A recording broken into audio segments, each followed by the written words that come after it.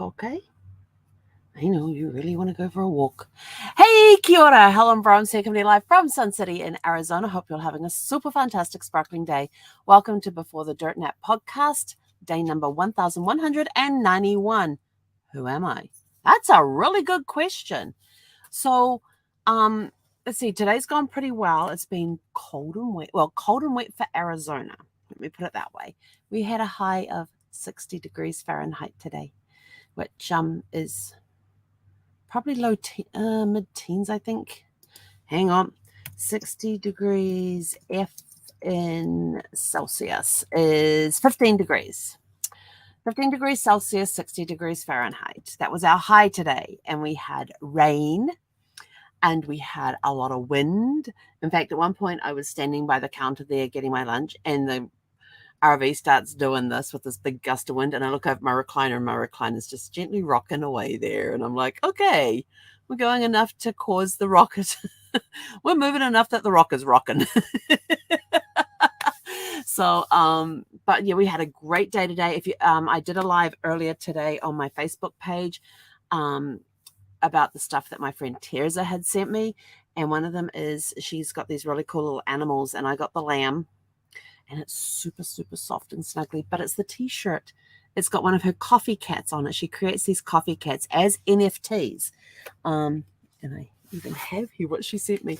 And I did an unboxing earlier, so you got to see what she sent me, but you can't see the sea salted caramels because they're in the refrigerator.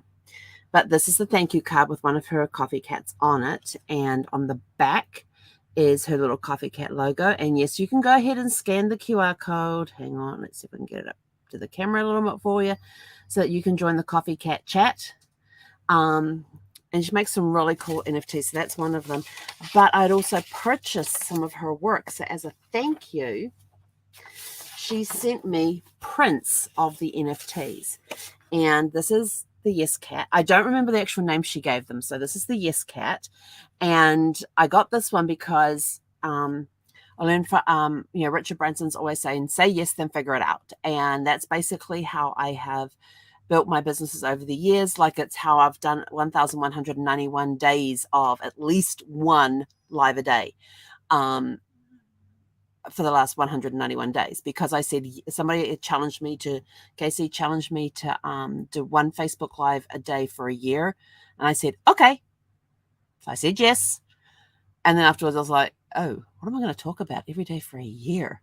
Here we are, 1,191 days later. If you want to know how much that is, it is 5 days shy of 3 years and 100 days. Because at 1,196, we will be 100 days since we hit the 3-year mark, which was 1,096. So that was my Yes Cat. Then this cat here, this is me.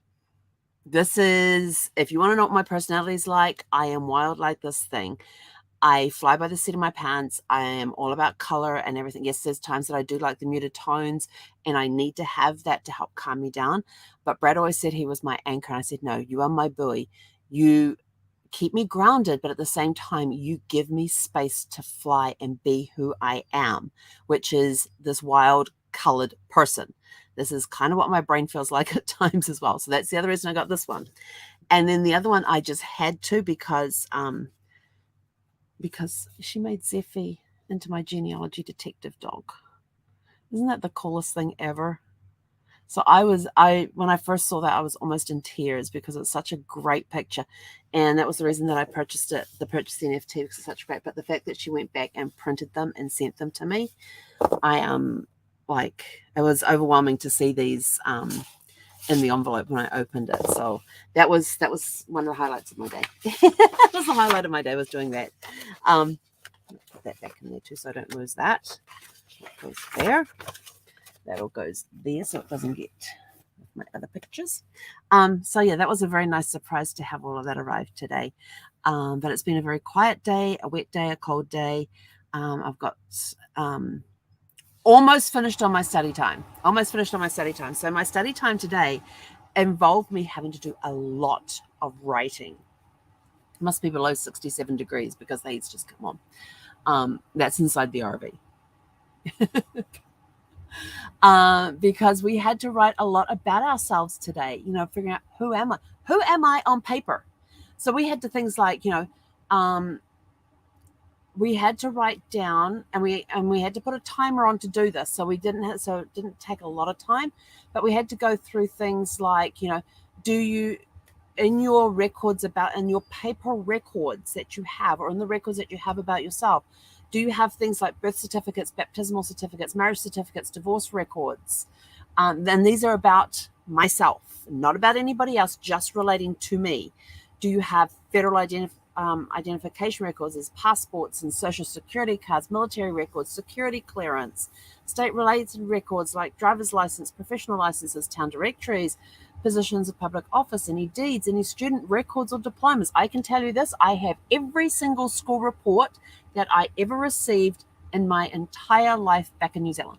I still have the binder, and it has every school report I ever received. And yes, I do have it here with me in the States. So it's got every school report in it from the 12 and a bit years I was in school, from when I started elementary school at the age of 5 all the way till when I left when I was 17 and a quarter.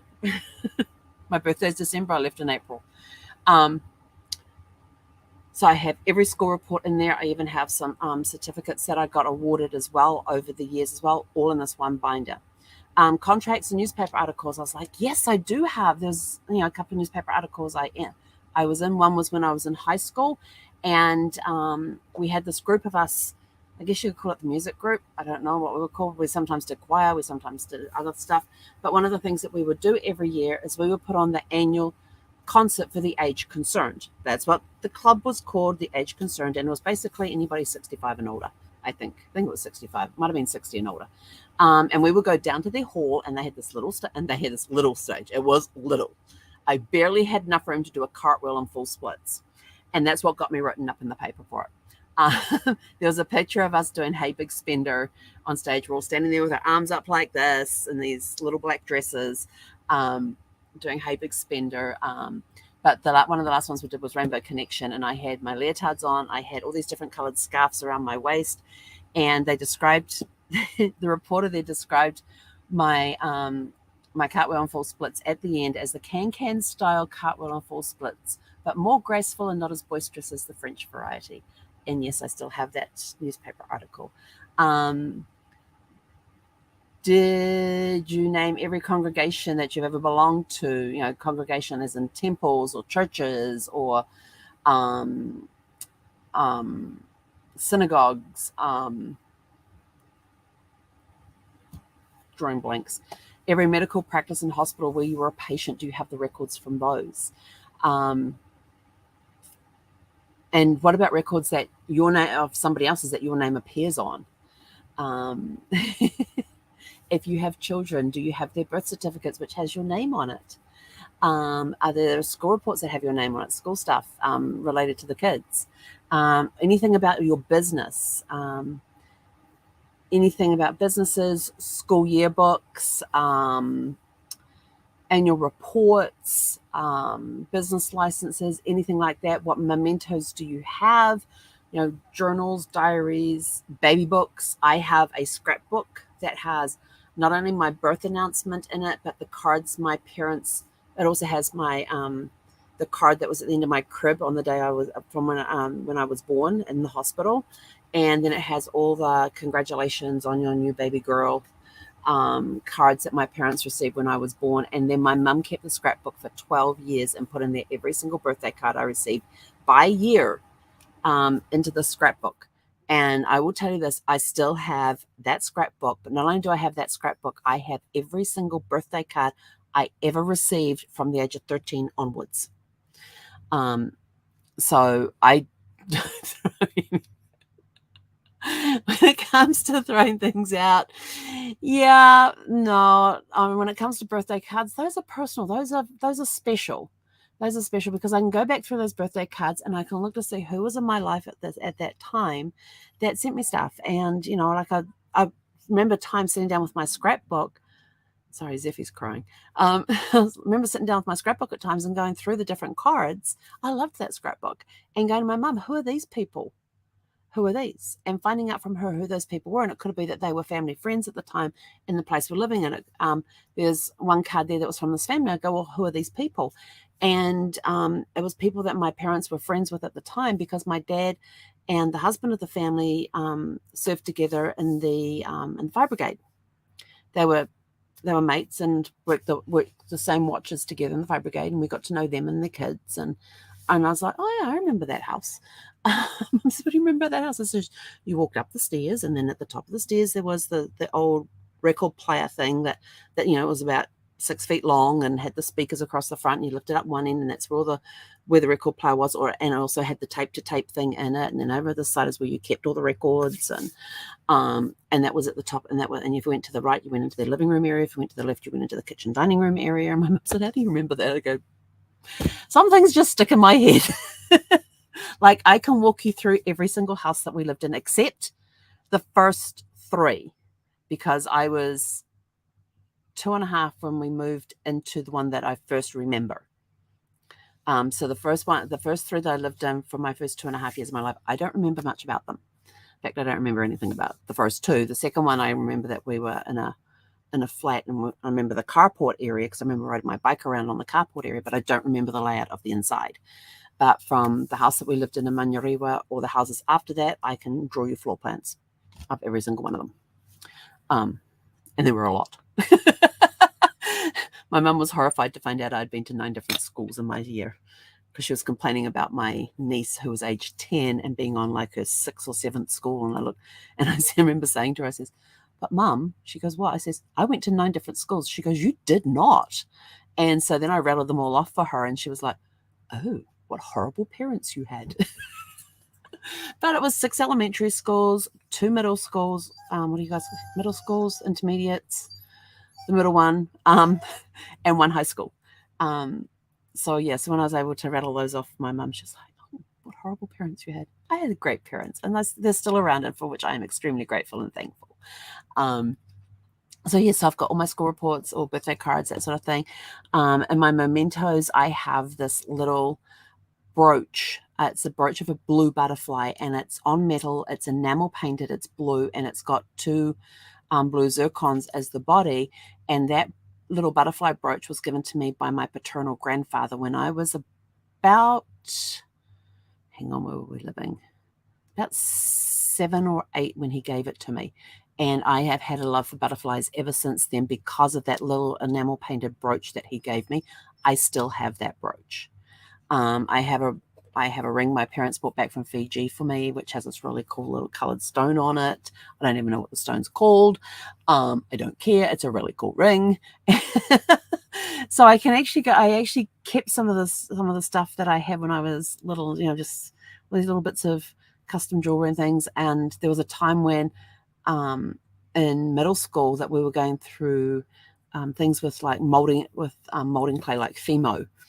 And one of my friends in class, she had gone to making everybody little name badges that would have their name on it, should have a background color, and then should use a different colored Fimo clay to make the name tag. And I still have my one that says Helen. It's got a red background with blue Helen written on it. And she'll put a safety pin on the back, and that would be your pin as part of it, and should bake them all up and everything else. And there were different phases we went through in school and that sort of stuff. And I still have mementos from a lot of that as well. So it's taking all of that stuff that you have. Why do you have it? Where did you get it from? Who gave it to you? What's sentimental? What's the story behind this piece? So I've kept the pieces over the years that have great meaning to me. Kept them over the years, and they have great meaning to me. And one of my goals is to Zeffy. Oh, she's looking out the window. Must be a dog outside. One of my goals is to go through all of these mementos and write the story behind my butterfly brooch, behind the name tag that's made out of baked Fimo clay that says Helen written on it, to write the story about that and about the person who actually made it for me. She was one of my best friends in high school, and she left to become a nurse, and she ended up being a nurse at a psychiatric hospital. And unfortunately, she passed away a couple of years ago from lung cancer. So that kind of sucked when I found out. And I didn't know anything about it. I was following her on Facebook. She wasn't posting a lot, and that was okay. And then all of a sudden, there was this post there about her passing away. I'm like, wait, what? So she was a really good friend during high school years, and that we lost touch over the years, but we kind of sort of connected on Facebook, just being there in the background and things. But she made me this brooch, this name tag that says Helen, and I still have it to this day. And I think it was either in middle school or high school. So I was either 11, 12, or 13 when I got it. So there's, what things do you have laying around or tucked away, and what's the story behind them? Record those stories so that those that come behind, when they're coming in and they're clearing out your stuff, they'll find these little pouches or whatever that have these little mementos in there, and they get to read the story behind it. And somebody in the family is going to turn around and say, if nobody wants it, I'll take it. And they'll put those stories together for you if you haven't done that already. But diaries, even religious books like Bibles and things, if you put notes in the margins or highlight certain passages, somebody in the family may want that once you're gone, because they want to see, they want to be able to read through your Bible and see what notes did you take, what meanings did you get out of certain verses and things. So it gives them an insight to the sort of person that you were and what sort of things that you did as well. So there's all sorts of things that you could do. And this exercise was just to take 10 minutes and write out as much of the stuff as possible. Do you have your wedding album? Do you have copies of your wedding invitations? I have copies of our wedding invitations. We made our own wedding invitations. It even says here needlework. I have a tapestry, which is about yay big, that my great-grandfather did the cross stitch on that tapestry.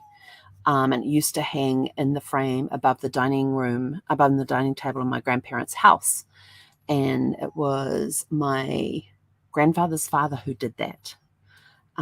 And I still have that tapestry. It's a great tapestry. It's out of the frame, and it got folded up to be sent over to me. And my goal is to have a place where I can get it reframed and have it hanging in the house. And it's of this medieval knight on his horse with his shield and his joust. I think he's got a jousting stick. I know he's sitting on a horse with a shield. I'm trying to remember what else he's wearing. It's been a while since I've had a look at it. Do you have baby books, graduation notices, announcements, engagement announcements, save the date announcements? I still have the little programs we had for Brad's funeral. I still have those as well. The little announcement thingies that we had. But there's all sorts of things that you've probably accumulated over the year that you have no idea about. But some of them have really great, some of them are of no sentimental value. It's there. Others do have sentimental value or have a story behind it, which is why you've kept it. Write down those stories. I have a foot. Why do I have a foot? This is to remind me to keep moving forward, one step at a time. If you're one thing I learned going through Brad's journey with cancer as a caregiver was that it's just one step at a time. Sometimes you just got to sit there and you just got to close your eyes and just go, okay, let me get through the next minute. And you make it through the next minute. Okay, Lord, get me through the next 5 minutes. And sometimes you'll be sitting there and you'll watch that little second hand go around on that clock. But this foot reminds me, it's whatever happens, no matter what happens today is always super fantastic and sparkling. But there are times that you are struggling to move forward. Take a step forward. This is what this foot reminds me about, reminds me to keep moving forward no matter what. Even if I have to get on my hands and knees and crawl, take half a step, whatever it is, use the foot, keep moving forward. That's what this foot represents to me, is to keep moving forward. My watch that I wear whenever I'm out, whenever I go, I don't wear it when I'm on the desk. I hate having bangles and stuff on my wrists when I'm typing. But this watch here, Brad actually purchased this watch. I needed a new watch. My watch had broken. I hadn't had a watch for months, and we were on our very first cruise. It was on Norwegian Sky in September 2009. And we're on our very first cruise. It was an Alaskan Insight Passage cruise, and they had a watch sale on. And we went down, and he bought me this watch. It cost him $99, and he bought me this watch. And it's one of those Eco Drive ones that you never have to put a battery in it. You just sit it in the sunlight. Sunlight and movement, just keep it ticking. And we got him one at the same time. His is also I think this is a Casio. Yeah, this is a Casio. And he also has a Casio watch as well, and it's got a black face on it with gold lettering and things. And he hasn't worn his one in 5 years. but its battery's flat. All I need to do to recharge it is just sit it in the sunlight and leave it there and leave it in the sunlight for a couple of days, and it'll be fully charged and ready to go again. And as long as I just keep, and when we were living in Solana Beach, I used to sit it on the windowsill in the kitchen and let it charge up. And I actually had it sitting there for like a week. And then he wore it for a bit, and then he'd forget to put a watch on again, and it would get shoved in a drawer and the battery would run down, and then we'll go through the process of putting it back on the windowsill, recharging it. So yeah, we have these, and we bought them on our very first cruise in September 2009. And will I ever replace this one? Nope. Unless something goes set. The little date thingy in here, the little date thingy that it's got here by the number 3, I don't know if that still works or not, but I can't change it, and it's so tiny I can't see it anyway, so I don't care if it works or not. If anything's broken on it, it's that. Is the fact that even though I can adjust the time, it's getting that little wheel thingy to click over. And I think it gave up doing. I think it clicks over on its own pace and time now. I don't know. I don't really care because I can never read. I can't read it anymore, and it doesn't have the little magnifying piece on the face here. But this is the original face to it. This watch is completely original. It's had nothing changed on it, nothing altered on it, replaced or anything, and it's still, 23 years later, 13 years later, it's still going strong. It still looks great. It looks fantastic. It still looks really good. Are there any scratches on the face? Not that I can see. Hang on, let me put on the big light, a bright light, because that changes everything, doesn't it? Nope, it's still got a fresh face on it. So this is this is original. Nothing on it has been replaced or changed. And of course, it's going to go on now because we're about to go outside. And I always wear it when I'm walking, then I don't have to take my phone out of my pocket to see what time it is. But things like that. Do you have stuff that have story behind it? I even have a story behind my engagement ring. Because we bought that at Brad walked us around we went to this jewelry show and walking around, and we saw these 3 different types of settings that we liked. And then he says, "Oh, just here's the keys. Go wait in the car, I'll be out." And I went, "Okay." And unbeknown to me, he went back and bought one of those settings at the time, and he also bought the sapphire. But he never liked the sapphire that was in that ring because he said it was too dark. And so when it came to our 10th wedding anniversary, I says, "Okay." And he kept bitching and moaning about it for 10 years. From when I said, "Why did you buy it then?" He said, "Because I wanted to ask you to marry me, and I couldn't do that without a stone and a ring." And I'm like, "Okay." And he says, "And you like sapphires?" I'm like, "Okay, I get it." And so what he did is that he called up the jeweler that we were using in LA at the Jewelry Mart down there and explained to her what he wanted and all of that. And so she obviously asked for different dimensions or things like that.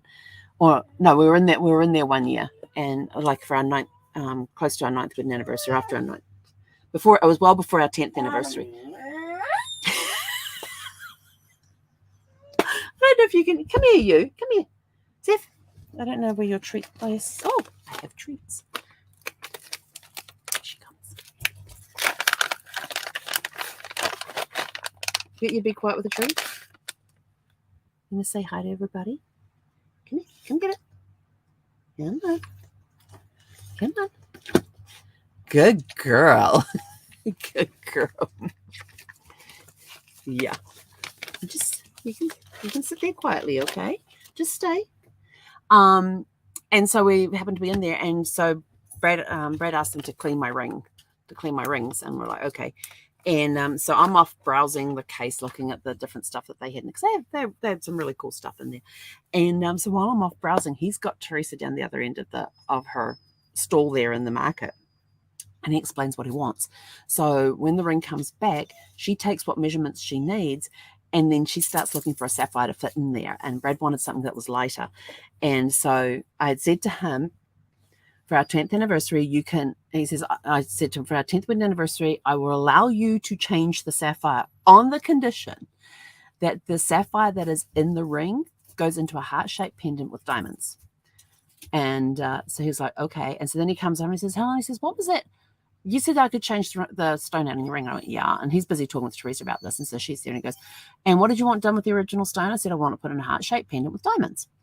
And so she pulls out these different hearts that she already had that had diamonds on them. And so I said, "Well, I actually like that one. Will the stone fit in that?" And she goes, "You will be able to make it so that we'll be able to make it so the stone fits in it." So on our 10th wedding anniversary, I got my heart-shaped pendant with my original stone from my engagement ring in there, and my engagement ring had a brand new sapphire in there, and that's a sapphire, and he was much happier with that color. I never heard another thing about that sapphire again, even when I was wearing the necklace. Never heard another peep out of it about the story about changing it and all that. And anybody that noticed, I told them that, yep, here's the original stone, and this one got changed because, and tell them the story. So, what stories do you have about things in your home like that, that you have tucked away, or stuff like that? I mean, I have stuff that I found when we're cleaning out some stuff after Brad passed.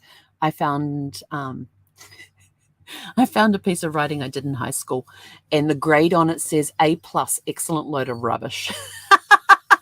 And it truly was a piece of rubbish that I had written, but I had written it in such a way that the teacher did nothing but laugh, and it was about a horse race. And I really enjoyed writing that piece. And so when we came across it, my mum's like, "What the heck's this?" I says, "Oh, it says turn it over." And then when I saw the front of it, it says turn it over and read what's on the back that Mrs. Court wrote. And she knew who the teacher was, and because they actually lived just down the street from us. And so she turns it over, and she just starts roaring with laughter. And she calls my dad over and shows it to him as well. She said, "I never knew you got an A+ in anything." I says, "Yeah." I said, "I even got an A+ on a book report that I did in my final year of high school that where I never actually read the book. I read the first quarter of it, and then did a complete assignment on the whole book. And she wanted to keep it as an example to show other students on the insights that I gained from One Flew Over the Cuckoo's Nest." And she looks at me and she says, "You never read the book?" I says, "No, I read the first I read about the first quarter of the book. Couldn't be bothered reading it anymore, and so I just sat down and did the assignments." And she says, "For the whole book?" I went, "Yeah, pretty much." She says, "You didn't look at any other chapters?" I went, "Nope." She said, "What happened with questions?" I said, "I just took a guess and wrote an answer. What sounded good." Because I'd read the first quarter of the book, I'd gotten the gist of the story. So the other ones just seemed, well, this would be the obvious answer, the obvious way it would go. And she gave me an A+ on that book report, and instead of giving it back to me, she asked if she could keep it so that she could use it for other students to see the insights that I gained from the book. She wanted to use it as an example for other students coming. And I went, okay, and walked out of there laughing because I hadn't read the whole book, and yet I'd done this full book report on it. And my parents were like, "You never read?" I says, "No." I said, I very rarely read anything that we were assigned in high school. I said, "I can name the 3 books that I read all of Macbeth, I read The Outsiders, and I read Home Run. Those are the only 3 books that I read in high school." She says, "But you were assigned more than that." I says, "I know." I said, "Some of them I didn't like the topic, so I never even cracked the cover. I just listened to the discussion going on in the classroom and then went and did my assignments." And she looked at me and said, "You did not." I says, "I did." My mother could not believe I'd gotten through high school doing book reports on books I hadn't even read. But anyway, on that story, I'm out of here. Go have a super fantastic sparkling evening. I'm going to go take my Zeffy girl for a walk. My little genealogy detective dog. I got to get her a little hat now. She won't wear it though. Have a super fantastic sparkling evening, and we'll catch you guys back here tomorrow night. Oh, I almost forgot. I did watch From Russia with Love last night, and I was watching it, and I was, how the night before I was talking about technology and all of that sort of stuff. There's a scene in there where the guy who's chauffeuring him around, and they go to this gypsy camp, and apparently there's these 2 girls who are having this fight because they both like the same guy, and they're going to have this fight. And during the fight, the bad guys come in and start shooting up the place. And so the guy that's playing the chauffeur, he gets shot in the arm, and he grabs his arm like this, and you see him go like this, and he breaks the bag of blood on his arm, which looked a little orange I thought that looks a little on the orange side there. But it was good to see. It was good to see From Russia with Love. There's some things that were in there that I'd forgotten about. And but yeah, it's just one of those movies. And tonight is Goldfinger. With that famous line, "No, Mr. Bond, I expect you to die." Love that. It's one of my favorite James Bond movies. Is Goldfinger. Is one of my favorite ones. So anyway, I'm out of here. Going to go walk the pup, come back, finish up the few minutes that I have left on my schoolwork for the night, and then we're into Goldfinger. So, and go have a super fantastic sparkling evening, and we'll catch you guys back here tomorrow evening at 6 p.m. Pacific. Hey, konara.